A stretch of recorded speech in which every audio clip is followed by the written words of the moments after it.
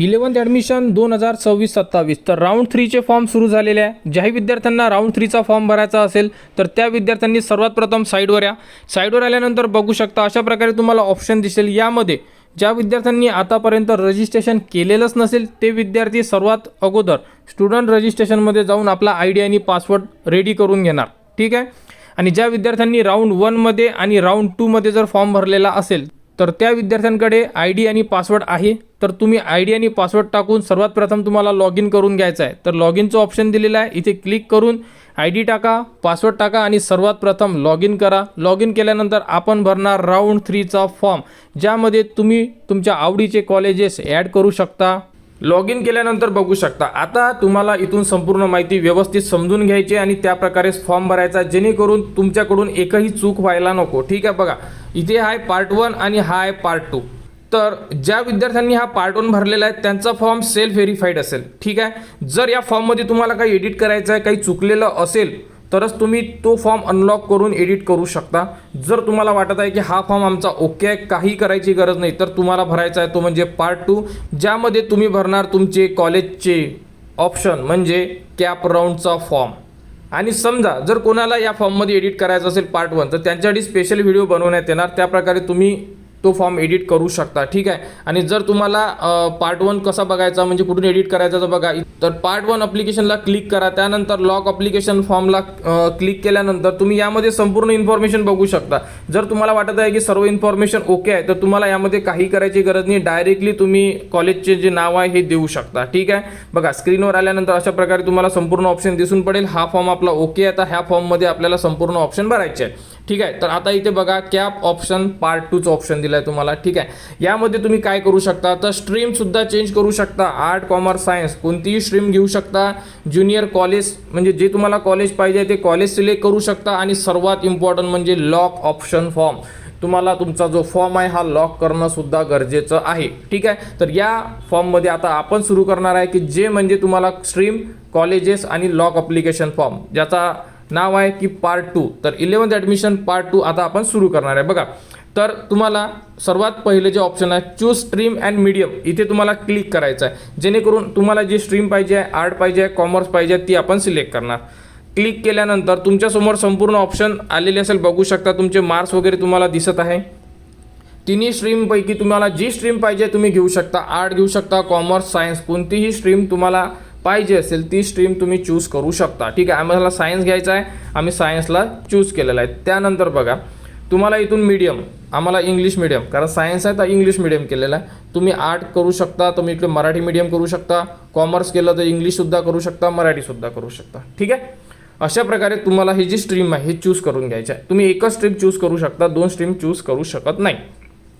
Stream choose करा, त्यानंतर save and नेक्स्टला click करा, म्हणजे आपण जे हे आपलं माध्यम दिलेलं आहे म्हणजे स्ट्रीम दिलेली आहे ही तुमची सेव्ह होऊन जाणार, ठीक आहे। तुमची स्ट्रीम सेव्ह झाल्यानंतर आपल्याला आता टाकायचे ते म्हणजे आपल्या आवडीचे कॉलेज। बघा अशा प्रकारे तुमच्यासमोर ऑप्शन येणार, यामधून स्ट्रीम आपली सायन्स आहे, मीडियम इंग्लिश आहे, इथे तुम्हाला डिस्ट्रिक्ट टाकायचं आहे, ज्या डिस्ट्रिक्टमध्ये तुम्हाला ॲडमिशन घ्यायची आहे। इथून तुम्हाला तालुका सिलेक्ट करायचा आहे, ज्या तालुक्यामध्ये तुम्हाला ॲडमिशन घ्यायची आहे। इथून तुम्ही कॉलेजचा टाईप म्हणजे added college, unaided college, self finance, unaided अशा प्रकारे ऑप्शन तुम्ही सिलेक्ट करू शकता, ठीक आहे। इथून कॉलेज टाईप नाही सिलेक्ट केलं तरी चालेल, कॉलेज नेम वगैरे टाकायची गरज नाही आहे। आणि बघा इथे इम्पॉर्टंट ऑप्शन आहे म्हणजे बायफोकल सब्जेक्ट, हे सायन्सवाल्यांना येतं आहे बायफोकल सब्जेक्ट। तर ज्यांना ही कॉम्प्युटर वगैरे IT वगैरे हे जर ऑप्शन घ्यायचे असेल तर तुम्ही बायफोकल सब्जेक्ट घेऊ शकता।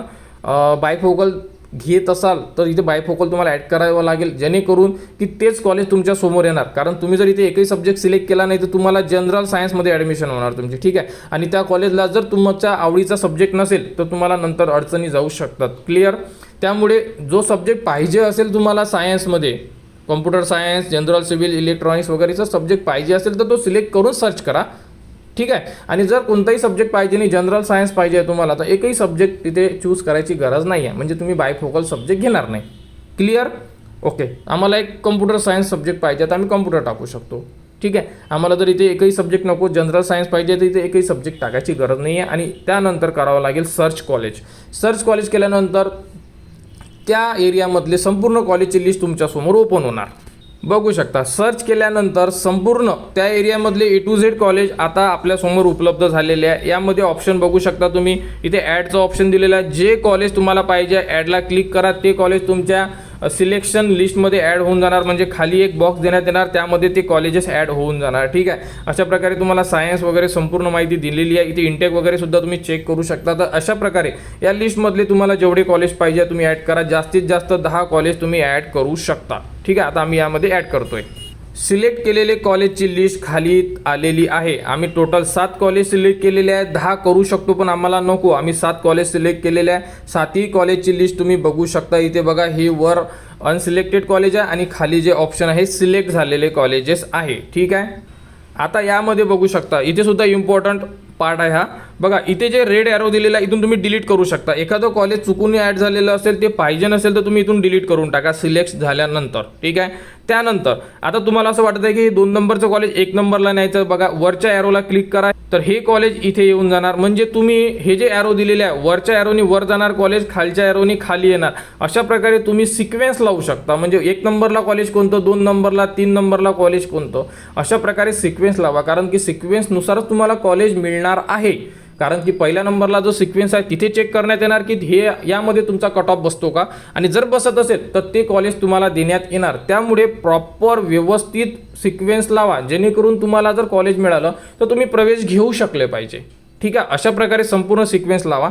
सिक्वेन्स लावल्यानंतर सेव्ह चॉईस एक ऑप्शन दिलेला आहे।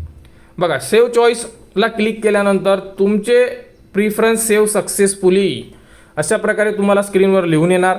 यामध्ये तुम्ही दिलेले संपूर्ण सिक्वेन्स आताच तुम्ही बघितलेले आहे। ठीक आहे, आणि आता तुमचा हा फॉर्म झाला आहे सेव्ह, फक्त सेव्ह झालेला आहे, लॉग झालेला नाही आहे। आणि संपूर्ण विद्यार्थ्यांनी लास्ट राऊंडमध्ये इथे फॉर्म सोडून दिला, आपले प्रिफरन्स सेव्ह झालेले आहे, फॉर्म संपला नाही, संपला तुमचा फॉर्म, कारण की आताच तर इम्पॉर्टंट पार्ट आहे। बघा, प्रिफरन्स सेव्ह झालेले आहे, आता काय करायचं, पार्ट 2च्या ऑप्शनला क्लिक करा। पार्ट 2च्या ऑप्शनला क्लिक केल्यानंतर तुमच्यासमोर इथे ऑप्शन आहे म्हणजे लॉक ऑप्शन फॉर्म, इथे तुम्हाला क्लिक करायचं आहे। लॉक ऑप्शन फॉर्मला क्लिक केल्यानंतरच तिथून आपण आपला जो फॉर्म आहे हा लॉक करणार। लॉक ऑप्शन फॉर्मला क्लिक केल्यानंतर बघू शकता तुम्ही, तुमच्यासमोर संपूर्ण फॉर्म दिसत आहे, तुमचा ए टू झेड माहिती तुम्ही बघू शकता, कॉलेजचे नाव बघू शकता, यामध्ये तुम्ही दिलेला प्रिफरन्स बघू शकता, म्हणजे ए टू झेड माहिती तुम्ही बघू शकत आहे। आणि सर्वात शेवटी तुम्ही बघा, आता तुम्हाला इथे एक चेकबॉक्स दिलेला आहे, कारण की तुमचा फॉर्म अजूनही स्टेटस बघा इनकम्प्लीट आहे, कारण की जोपर्यंत तुम्ही फॉर्म लॉक करणार नाही तोपर्यंत तुमचा फॉर्म हा इनकम्प्लीटमध्येच राहणार, तुमचा नंबर कोणत्याही कॉलेजला लागणार नाही। बघा, इथे चेकबॉक्स दिलेला आहे, चेकबॉक्सला क्लिक केल्यानंतर लॉक ॲप्लिकेशन प्रिफरन्सचं जे ऑप्शन आहे हे तुम्हाला ब्ल्यूमध्ये येऊन जाणार। इथे तुम्हाला क्लिक केल्यानंतर बघा, option form lock successfully, option form lock successfully झाल्यानंतरच आपला फॉर्म फायनल सबमिट होणार। आणि संपूर्ण विद्यार्थ्यांनी जेव्हा तुम्हाला असं वाटत आहे की आपला फॉर्म हा आपण सबमिट केलेला आहे, तर डॅशबोर्डला या। तुम्हाला अजूनही सांगतो, हे जे डॅशबोर्डचं ऑप्शन आहे इथे या, अशा प्रकारे तुम्हाला पार्ट 1 पार्ट 2चे दोन्ही ऑप्शन दिसेल ना, इथे या। तुम्हाला जर वाटत आहे की आपला फॉर्म सबमिट झाला का, कसं चेक करायचं, डॅशबोर्डला आल्यानंतर सेल्फ व्हेरीफाईड आहे आणि बघा cap option form complete and lock आहे का, बघा हा जर कंप्लीट अँड लॉक असेल म्हणजे तुमचा फॉर्म फायनल सबमिट झालेला आहे असे तुम्ही समजू शकता। क्लिअर, तर पार्ट 1 एडिट करायचं असेल तर करू शकता, जर ओके असेल तर काही करू नका।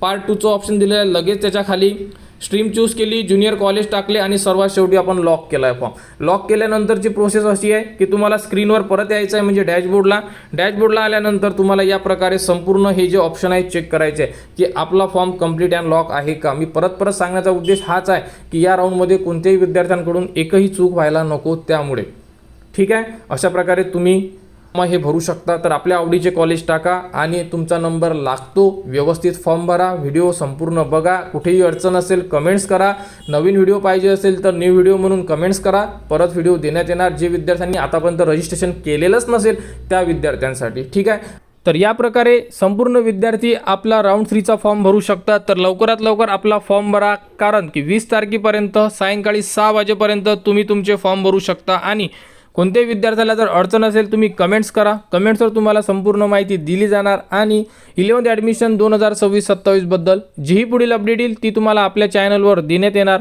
त्यासाठी आपल्या चॅनलच्या कनेक्टमध्ये राहा, चॅनलला सबस्क्राईब करा व हा व्हिडिओ इतरांपर्यंत शेअर करा।